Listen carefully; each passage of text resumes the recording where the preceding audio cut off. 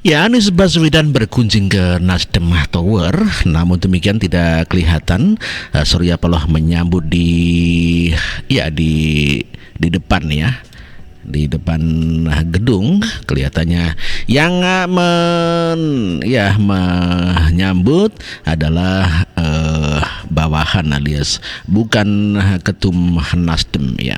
Kelihatannya Surya Paloh juga sudah tidak mau mendampingi Anies Baswedan di dalam konspirasi persnya di Tower Nasdem. Ya, ini adalah saat Anies berpisah alias berpisah dengan Nasdem. Memang sih diterima di dalam ruangan khusus Surya Paloh. Namun demikian Surya Paloh tidak sudi mendampingi Anies Baswedan di saat mengadakan konspirasi pers.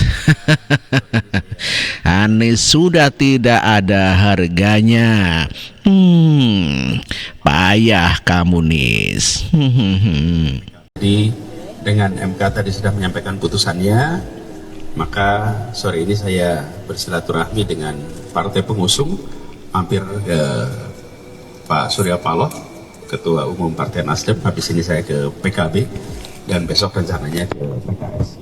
Jadi menyampaikan kepada partai-partai pengusung atas amanat yang kemarin diembankan.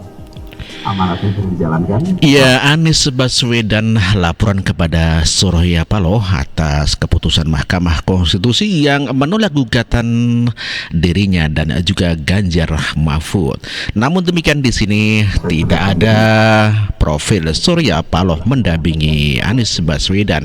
Kelihatannya Surya Paloh sudah tak sudi untuk mendampingi Anies Baswedan di dalam konspirasi pers. Dan Muhammad Iskandar menyambangi kantor Dewan Pimpinan PKS di Pasar Minggu. Sehari setelah putusan MK yang menolak gugatan Pilpres, Anies Baswedan menjelaskan dirinya dan Muhaimin mendatangi kantor PKS untuk bersilaturahmi dengan seluruh pengurus DPP PKS. Setelah mendatangi Surya Paloh dan pamitan, akhirnya Anies Baswedan dan Muhaimin mendatangi PKS sebagai partai pengusungnya atas kekalahan yang didapatkan dari pemilihan umum presiden dan wakil presiden kali ini. Pada Senin sore, dalam pertemuan Anies menyampaikan bahwa amanah yang diberikan sebagai calon presiden sudah dijalankan. Jangan putus asa, mari kita jalan terus untuk berjuang. Juga pada anak-anak muda yang pada Pilpres kali ini memberi warna baru, membawa pesan optimisme, pesan kreativitas, pesan inovasi, pesan kebaruan. Terima kasih telah menjadikan Pilpres kali ini Pilpres yang menyenangkan, mencerahkan. Yang tidak kalah penting adalah mencerdaskan. Kampanye yang membuat kita mendapatkan perspektif baru tentang apa. Abah Anies memberikan nasihat kepada pendukungnya sebagai anak-anak Abah usai Mahkamah Konstitusi memberikan keputusan bahwa Anies Baswedan dan Muhaimin Iskandar kalah dari Prabowo Gibran dengan ditolaknya gugatan Anies Baswedan dan juga Ganjar Pranowo oleh Mahkamah Konstitusi. Bila saat ini kondisinya masih begitu mengecewakan, justru ini adalah tanda, ini adalah pengingat bahwa perlu semakin banyak dari kita semua yang mau berjuang di jalan politik. Ini adalah panggilan. Menghibur diri, katanya ini adalah merupakan awal daripada kebangkitannya. Nis. Assalamualaikum warahmatullahi wabarakatuh. Saudara-saudara sekalian, baru saja kita mendengarkan putusan Mahkamah Konstitusi. Mahkamah Konstitusi ya. Hasil akhir Pilpres tahun 2024. Putusan ini sebetulnya tidak mengejutkan. Putusan hari ini mengkonfirmasi bahwa kita semua termasuk MK kuasa menghentikan laju pelemahan demokrasi. Pelemahan demokrasi. Pada seluruh para pendukung yang telah menitipkan aspirasi perubahan kepada kami sebagai capres dan cawapres, ini harus sampaikan.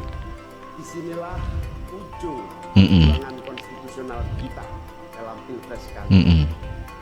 putusan MK hari ini menjadi penanda berakhirnya proses Pilpres 2024. Ya, Muhaimin Iskandar menerima kekalahannya. Namun demikian dia mengatakan ya menurunnya demokrasi di Indonesia. Ya, tetap tidak ikhlas menerima kekalahannya. Min. Bahwa berdasarkan uraian pertimbangan hukum tersebut, Mahkamah berpendapat dalil pemohon mengenai pelanggaran atas ketetapan MPR nomor 11/MPR/1998, Undang-Undang 28 tahun 1999 dan pasal 282 Undang-Undang Pemilu adalah tidak beralasan menurut hukum. Tidak beralasan menurut hukum ya. Adalah jabatan yang pengisiannya dilakukan dengan cara ditunjuk atau diangkat secara langsung. Artinya jabatan yang diisi melalui pemilihan umum tidak dapat dikualifikasi sebagai bentuk nepotisme.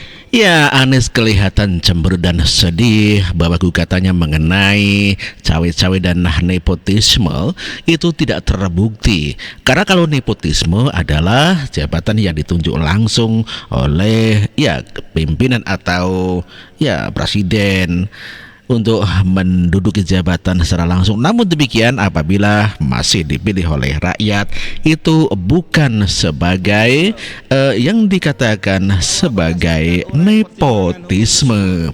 Itu sudah sangat jelas. Jadi ketika proses kampanye, ketika proses pemilu, memang posisinya posisi lawan. Tapi gitu sesungguhnya ya. kita adalah teman dalam demokrasi.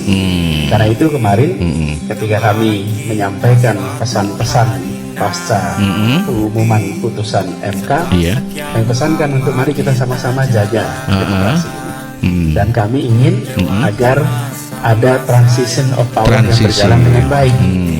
Kami tegaskan kemarin. Nah itu juga yang kami akan terus hormati.